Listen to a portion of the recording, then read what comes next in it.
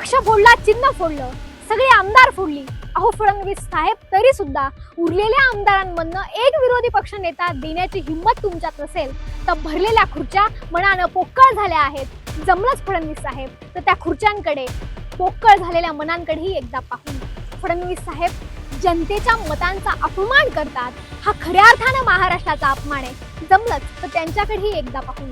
पक्ष चोरला जात होता, चिन्ह चोरली जात होती, आमदार चोरली जात होती, खासदार चोरली जातच होती.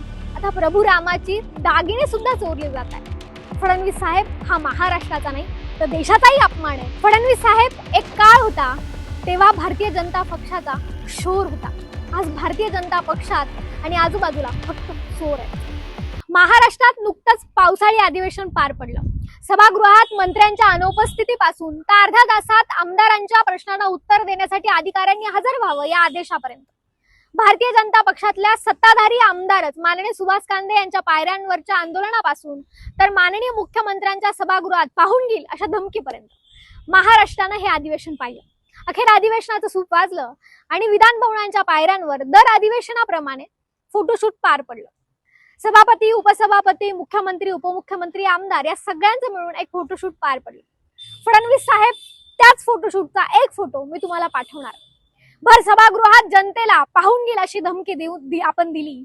फडणवीस साहेब, जमलंच तर तो फोटो हे एकदा पाहून घ्या, कारण त्या फोटोमध्ये महाराष्ट्रात विरोधी पक्ष नेता नाही हे तुम्हाला कळेल. फडणवीस साहेब हा खऱ्या अर्थानं महाराष्ट्राचा अपमान आहे. 12 डिसेंबर 1991 ला महाराष्ट्रात विरोधी पक्ष नेते पदाची जबाबदारी माननीय गोपीनाथराव मुंडे साहेबांनी स्वीकारली. मी चुकत नसेल तर तेव्हा भारतीय जनता पक्षाचे आमदार फक्त आणि फक्त 42 एवढेच होते. पण जनतेच्या मनात माननीय गोपीनाथराव मुंडे साहेबांनी भाजप पक्षाबद्दल एक स्थान निर्माण केलं होतं. आज भाजपचे अपक्ष धरून 135 पेक्षा अधिक आमदार आहेत. फडणवीस साहेब मित्र पक्ष मिळून 200 पेक्षा अधिक आमदार आहेत. परंतु जनतेच्या मनात भारतीय जनता पक्षाबद्दल फक्त आणि फक्त तीव्र संताप आहे.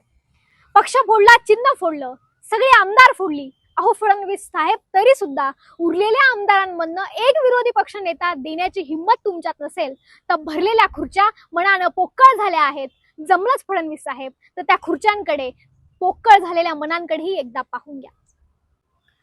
विरोधी बाकावर राहून सुद्धा 42 जागा असून सुद्धा विरोधी बाकावर राहून सुद्धा फडणवीस साहेब गोपीनाथराव मुंडे साहेबांमध्ये जनतेच्या मनात पक्षाबद्दल आत्मीयता निर्माण करण्याची धमक होती. आज बहुमत असून मुख्यमंत्र्यांना धमकी द्यावी लागते. धमक आणि धमकी विलांटीचा फरक आहे, पण वास्तवात जगण्यासाठी हिंमत लागते हे मात्र खरं.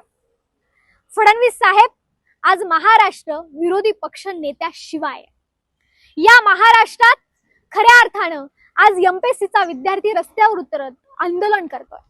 परीक्षा या ऑफलाईन स्वरूपाच्या व्हाव्या म्हणून रस्त्यावर आंदोलन करतोय. भारतीय जनता पक्षाचे एक प्रवक्ते नक्षलवादी असं विद्यार्थ्यांना म्हणतात. फडणवीस साहेब हा खरा महाराष्ट्राचा अपमान आहे. जमलंच तर तुमच्या प्रवक्त्यांकडे एकदा पाहून घ्या.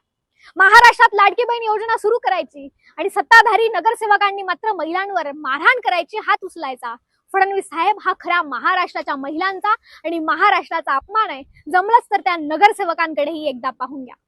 अधिवेशन काळात विरोधी पक्षातले आमदार प्रश्न विचारत होते, पण सत्ताधारी बाकांवर शुकशुकाट होता.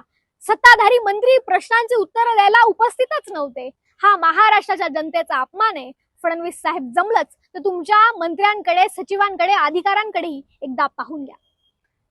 मराठवाड्यामध्ये शेतकऱ्याला बोगस बियाणं दिलं जातंय, शेतकऱ्याची फसवणूक केली जाते. हा खऱ्या अर्थानं महाराष्ट्राचा अपमान आहे. फडणवीस साहेब, जमलंच तर शेतकऱ्याला बोगस बियाणं देणाऱ्या कंपन्यांकडेही एकदा पाहून घ्या. फडणवीस साहेब, खरं तर तुमचे मित्र माननीय एकनाथ शिंदे साहेब लोकांनी निर्माण केलेल्या प्रॉपर्टीवर डाका टाकतात, चोऱ्या करतात.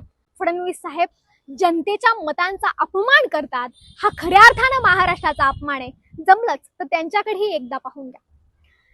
पक्ष चोरला जात होता, चिन्ह चोरली जात होती, आमदार चोरली जात होती, खासदार चोरली जातच होती. आता प्रभू रामाची दागिने सुद्धा चोरली जात आहेत. फडणवीस साहेब हा महाराष्ट्राचा नाही तर देशाचाही अपमान आहे. आणि तुमच्याच भाषेत सांगायचं तर हा धर्माचा अपमान. जमलंच तर त्यांच्याकडेही फडणवीस साहेब एकदा पाहून घ्या. असो, तुम्ही तरी कोणाकोणाकडे पाहाल म्हणा. या इतर सगळ्यांकडे पाहण्यापेक्षा सामान्य जनतेकडे पाहणं कदाचित तुम्हाला सोपं वाटलं असेल. म्हणून जनतेला मी पाहून घेईल अशी भर सभागृहात फडणवीस साहेब तुम्हाला धमकी देणं जास्त सोपं वाटलं असेल. फडणवीस साहेब, एक काळ होता तेव्हा भारतीय जनता पक्षाचा शोर होता. आज भारतीय जनता पक्षात आणि आजूबाजूला फक्त चोर आहेत. फडणवीस साहेब, जमलंच तर त्यांच्याकडेही एकदा पाहून घ्या. एकदा मुख्यमंत्री झाल्यानंतर पुन्हा विरोधी पक्ष नेता आपण झाला होतातच, तो इतिहास तुमचा आहेच. पुन्हा विरोधी पक्ष नेता व्हालच, पण त्याआधी आमच्या पक्षातलाही एखादा विरोधी पक्ष नेता केला तरी हरकत नाही. तुम्ही लवकर या महाराष्ट्राला विरोधी पक्ष नेता द्याल ही अपेक्षा. जय हिंद, जय महाराष्ट्र. तुम्ही पाहत आहात विस्टा न्यूज मराठी.